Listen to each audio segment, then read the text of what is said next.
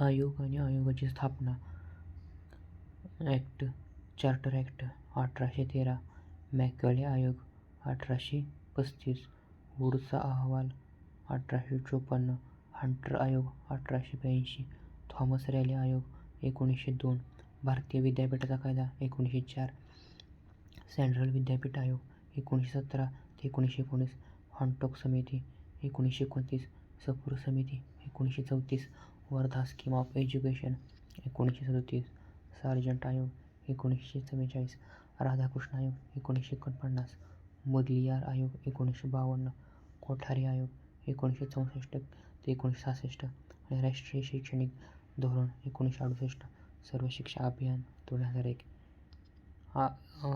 स्पर्धा परीक्षेमध्ये याचं जोड्या लावा म्हणून येते, त्यासाठी उपयोग पडणार आहे. व्हिडिओ आवडल्यास लाईक करा, शेअर करा आणि सबस्क्राईब करा. धन्यवाद.